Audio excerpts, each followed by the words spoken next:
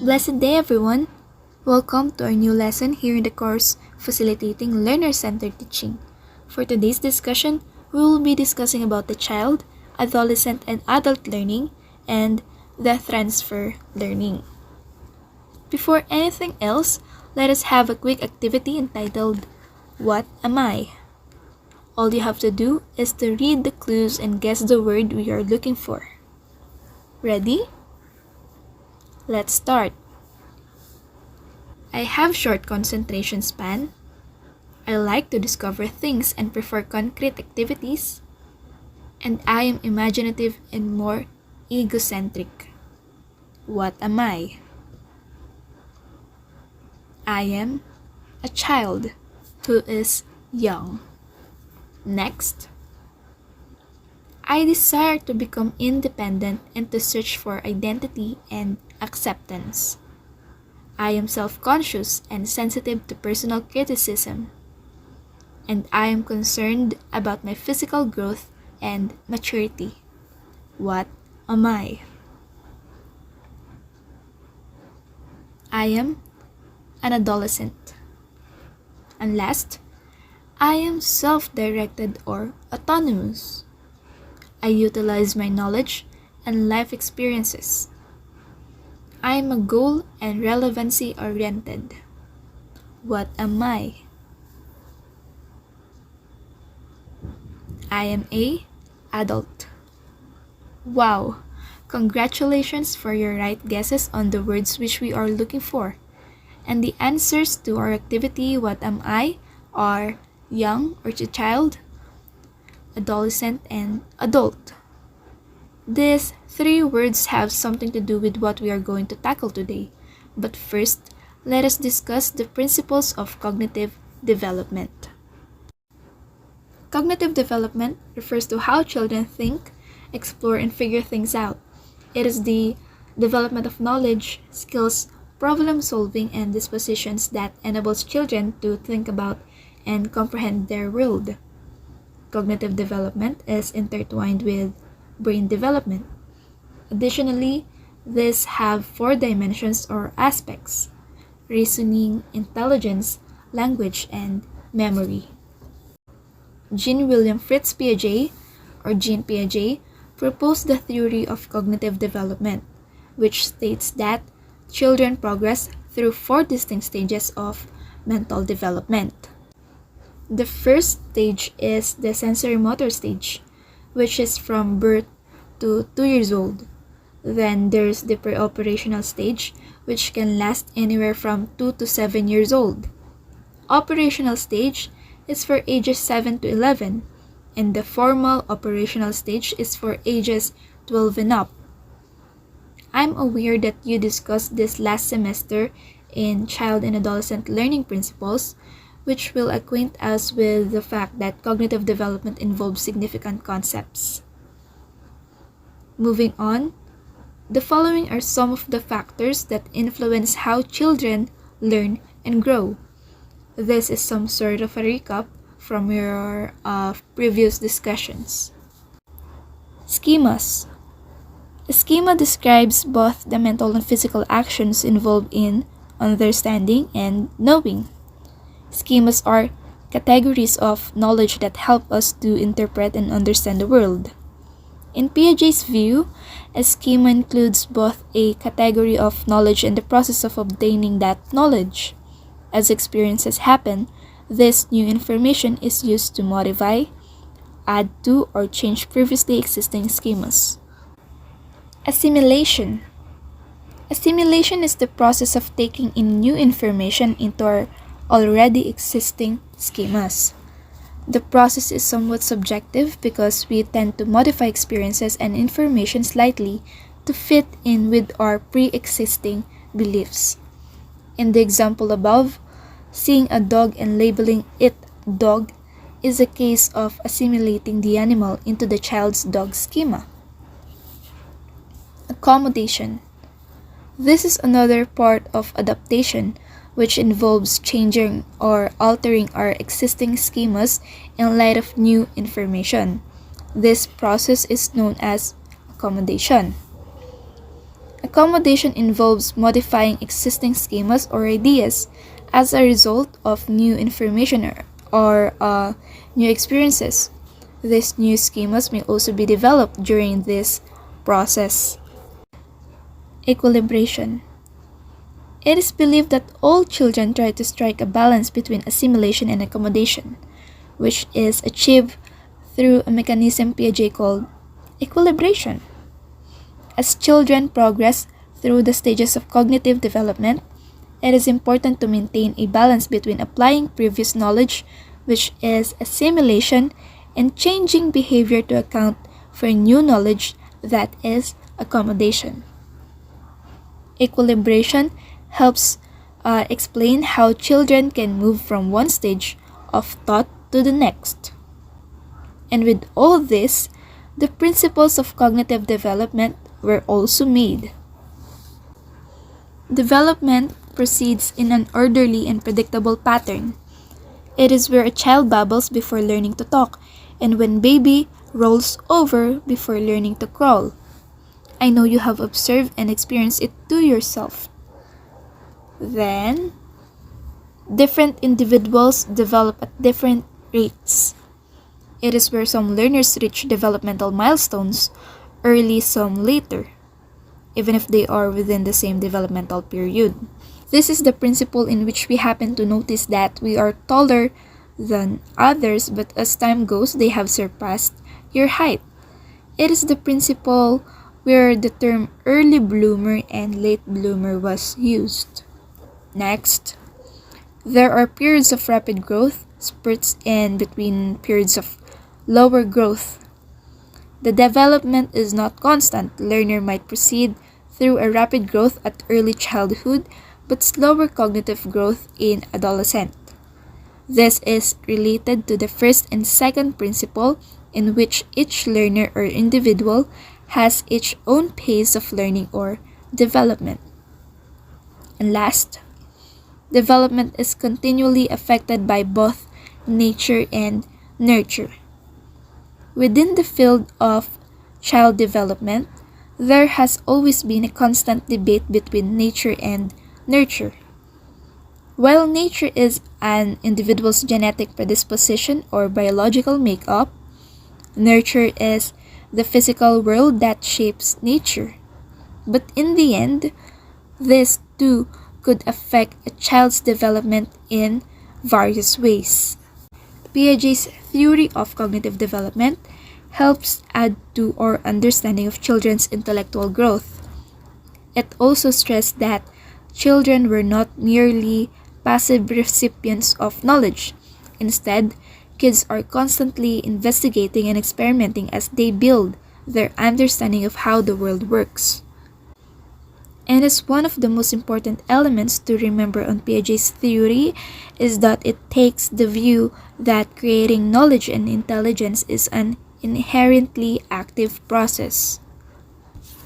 Now, we are moving on to the characteristics of the learners, specifically the young, adolescent, and adult way of learning in relation with the principle of cognitive development that we have tackled. For the characteristics of young learners, it could be observed that they learn through talking about themselves, families, and their lives. They are also curious to learn and discover new concepts on their own, and would like to use their imagination and discover things, in which they naturally has the urge or need to touch, see, hear, and interact to learn. And being young means their attention span is very short. Thus, they need engaging and entertaining activities so as not to lose their interest. They like to cooperate and work in groups and need support and encouragement while learning, in which they must need to be guided individually. This type of learners definitely need guidance and assistance to learn, and this was the first stage. Next is the characteristics of adolescent learning. Adolescence is the transitional phase of growth and development between childhood and adulthood. and these are the possible changes, especially in learning. Adolescents are in need of activities that meet their needs and learning expectations, become disruptive when they lose interest in the lesson or if they feel bored, need help and support from the teacher and to be provided with constructive feedback, can draw upon a variety of resources in the learning environment, including personal experience, the local community, and the internet. Need the teachers to build bridges between the syllabus and their world of interests and experiences. They can learn abstract issues and do challenging activities. And last is where their personal initiative and energy are moved into action through meaningful involvement. I know some of us are still on this stage of learning, but I highly believe that this also prepares us on what kind of life we would like to have in the near future. And as we are expected to finish the stage of adolescence, adulthood comes last. The characteristics of adult learning are more serious and discreet. Some says that the reality would hit you in this stage of life, where you are going to be always more focused on yourself and kind of aware to your surroundings. Adult learners are more disciplined than adolescent, have a clear understanding of their learning objectives, need to be involved in choosing what and how to learn, prefer to rely on themselves and work on their own pace, come to the classroom with a wide range of knowledge, expectations, and experiences. Adults are able to do a wide range of activities, learn at various rates and in different ways according to their intellectual ability, educational level, personality, and cognitive learning styles, and would come into the classroom with diverse experiences, opinions, thoughts, and beliefs. Isn't it great to know such principles and stages, especially as we are going to interact with different kinds of learners? As we are in the field of education, we could never choose who are we going to teach, so we must be prepared on every type of learners we'll be going to have. To enlighten you to the difference between adolescent and adulthood, or adult and adolescent learning, here are the two learning strategy, which is the pedagogy and andragogy. Pedagogy is the art and science of teaching, which is generally applied in teaching children. It is where a child-focused teaching approach occurs, for it is a teacher-structured. Learners would have a minimal control, but this strategy will encourage them on convergent thinking that is based on specified content standards. And on the other hand, andragogy is the art and science of helping adults learn. If the pedagogy is focused on children, here is an adult-focused teaching approach. It is a learner-structured in which the teacher is the one who has minimal control but will encourage divergent teaching for outcomes evolve as learning progress. Andragogy was popularized by Malcolm Knowles, where he also introduces the key areas of learning. It is the self-concept where the learner can initiate their learning even without the help of others in planning, carrying out, and evaluating their learning activities. Experience is where learners throw their accumulated experience as their source for learning. Readiness to learn. When they assume new social or life holds, learners learn to be ready. Orientation learning, in which learners are problem-centered and they want to apply new learning immediately. Interested in subjects that have immediate relevance and impact into their job or personal life. And motivation to learn. Learners must be motivated to learn by internal rather than external factors. They must be the one who truly want to learn to be engaged deeply and learn beyond. And with that, it is obvious that pedagogy and andragogy are opposite. To help us to remember and determine the difference with the two, Here is a table.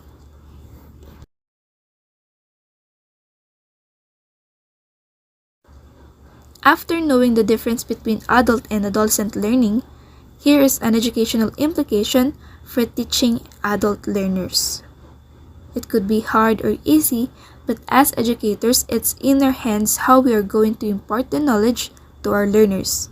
In here, we must set a cooperative climate for learning, develop learning objectives based on the learner's needs, interests, and skills levels instruction. Work collaboratively with the learner to select methods, materials, and resources for instruction. The experiences provided to them should be problem-based rather than content-oriented. And implement self-assessment. All this could help us to build a good relationship as well as to our learners, and if you noticed, the implications are quite serious because we would be dealing for matured learners because it is for adult learners. Overall, this course deals with the study of the patterns of human development, especially focusing on the cognitive, biological, social, moral, and emotional development of the child and adolescent learners. It aims to give the students the theoretical knowledge, appropriate values, and pedagogical skills to effectively deal with the learners at different levels by investigating the various theories and learning principles of children's development, growth, and learning based on founded research trends. Moving on to our next discussion, the transfer learning. Transfer of learning is the process of applying acquired knowledge to new situations. It happens when the knowledge and skills learned are used in another situation in order to generate another form of learning. In short, the learning is being transferred when an individual encounters a situation which is similar to the things that happened to him or her before and use the skills and knowledge learned from the previous experience to adapt to the new situation. For example, in economics class, students use knowledge learned in their statistics course to analyze and evaluate survey data. Transfer of learning also has 4 theories that we should be aware of. First is the theory of mental discipline. The transfer of learning occurs when the skills and trainings used in one learning experience increases the performance of the skill in the new learning experience. An example is when drills used in memorizing poetry, when it is transferred, similar drills applied in memorizing names, dates, and events, it could be used. Second is the theory of identical elements, where the transfer of elements happen when similar elements are present in both learning situations. Example is learning the principles of math, and when it is transferred, it could be used in the actual work of carpentry. Third, the theory of generalization, where the transfer of learning arises when experiences in one learning situation is applied to another learning situation, putting emphasis on the understanding and recognition of relationships between two learning experiences. Examples is the rules and principles learned in grammar, when transferred, could use the general principles to apply, could be a part or completely in learning Filipino grammar, and likewise in learning the grammar of English too. Lastly, the theory of configuration. It is where there is transfer of learning when learners combine the elements from relationships and similarities existing between two learning situations. It is the same on analyzing illness and cure diseases, talking about medicine in general, but when transferred, the role of taking care of sick and the one who administered the cure are due to nursing, which is the responsibility of the nurses. If there are theories of learning, there is also different types of learning. Number 1 is the positive transfer, which happens when previous learning improves the present learning. An example is the skills learned in using a typewriter can be transferred in learning to use the computer keyboard. And regarding to this type of learning, it has subtypes. First is the near transfer, in which transfer of learning occurs because of similar context between the previous and present learning situations. It is like the skills in driving an old car is applied to driving new car of the same model. Second is the far transfer, where the transfer of learning occurs between contexts that appears remote to one another, like the skills learned in home economics is applied in managing household chores. Third, vertical transfer. It is where the complex skills are learned due to the simple skills previously acquired. As an example, is the knowledge learned in Science 1 is applied in learning Science 2. Fourth and last is the lateral transfer, which emphasizes the ability to use the learned skills of same level into new situation, which is the same with writing letters at school is applied in writing an application letter for a job. Going back to the remaining two types of learning. Number 2 is the negative transfer, which happens when previous learning hinders to acquire a new learning. An example is the pronunciation in English may hinder learning of French language.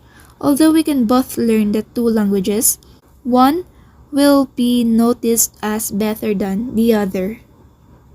Number 3 is the zero transfer, where the learning of a task does not facilitates learning of another task. Example is the knowledge of history in no way affects learning of driving a scooter. There is no relevance or connection that made it nothing to transfer to the other. We could have been kind of confused, but one thing is for sure. We learned and still learning in relating our previous knowledge to our current discoveries. And with that, let me share you the ways to promote transfer of learning. Similarity, in which transfer of learning occurs when two learning situations have something in common. Degree of learning, where the transfer of learning is based on the learner's behavior on how learning will be performed. Relevance of learning, which indicates that meaningful learning leads to greater transfer of learning. Length of learning is the time spent in learning which has an impact in the transfer of learning. And critical attributes, that is when the effective transfer happens, and that when there is a peculiar thing to the knowledge or skills being transferred. With all this transfer of learning, or the knowledge, is a critical concept in teaching and learning. As a future educator, we want our students to develop the ability to apply what they are learning effectively. According to Bransford's quote, we can teach in a way that facilitates transfer of learning, and we are still learning as individuals as we discover and explore more, meeting different types of people, which has various perspectives and more that made us to learn on what we are teaching, how we teach, and who we are teaching to in every process we take or in every decisions we make. All the learning experiences will be of a great help, maybe not all of those, but most of it could. And it is where our discussion ends. I am Jana Denise Domingo, and thank you for listening. God bless.